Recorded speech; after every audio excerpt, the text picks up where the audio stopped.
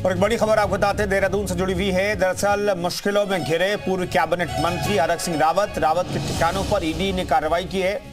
रावत के आवास और प्रतिष्ठानों पर हो रही है छापेमारी। कॉर्बेट के पाखरो रेंज भ्रष्टाचार से जुड़ा है मामला और इसी मामले में ईडी की रेड चल रही है। तो इस वक्त की बड़ी खबर आपको बता रहे हैं। बड़ी खबर है पूर्व कैबिनेट मंत्री हरक सिंह रावत से जुड़ी हुई, जिनके ठिकानों पर, जिनके रिहायशी इलाकों, रिहाइश के साथ साथ दफ्तरों पर ईडी की रेड पड़ी है। रावत के आवास और प्रतिष्ठानों पर छापेमारी हो रही है। कॉर्बेट के पाखरू रेंज भ्रष्टाचार के मामले में ईडी की रेड जारी है। हरक सिंह रावत पर ईडी का शिकंजा कसता हुआ दिखाई दे रहा है। इस वक्त की बड़ी खबर हम आपको बता रहे हैं। पहले कांग्रेस में थे, बीजेपी में आए, बीजेपी छोड़ी उन्होंने और अब उन पर ईडी का शिकंजा कसता हुआ दिखाई दे रहा है।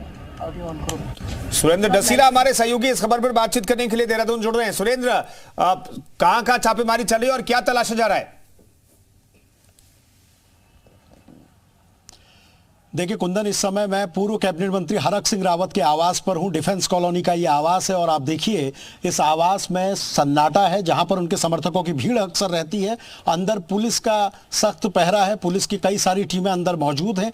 ईडी की टीमें अंदर छापेमारी कर रही हैं। ये बताया जा रहा है कि कॉर्बेट की पाखरो रेंज से जुड़ा हुआ भ्रष्टाचार का मामला है, जिस पर सीबीआई जांच की भी संस्तुति हुई थी और जिस पर बहुत गंभीर आरोप कई फॉरेस्ट के बड़े अधिकारियों पर थे। इस पर पहले भी जो विजिलेंस की टीम है उसने हरक सिंह रावत के मेडिकल कॉलेज से जनरेटर बरामद किया था, जो सरकारी पैसे से खरीदा गया था।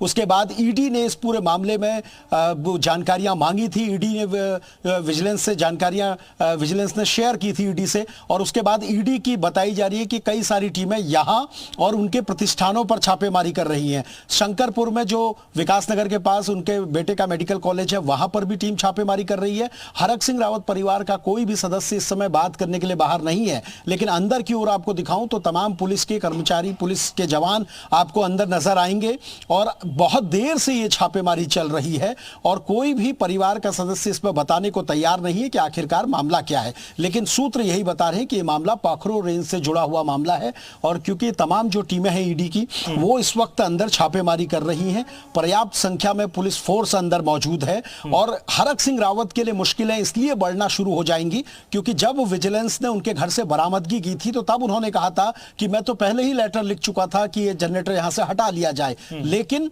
विजिलेंस की टीम उससे संतुष्ट नहीं हुई क्योंकि सरकारी पैसे से खरीदा गया सामान उनके प्रतिष्ठान से बरामद हुआ था और आज उनके घर पर जो ईडी की टीमें हैं वो लगातार छानबीन कर रही है। इससे संबंधित हो सकता है कागजात तलाशे जा रहे हो।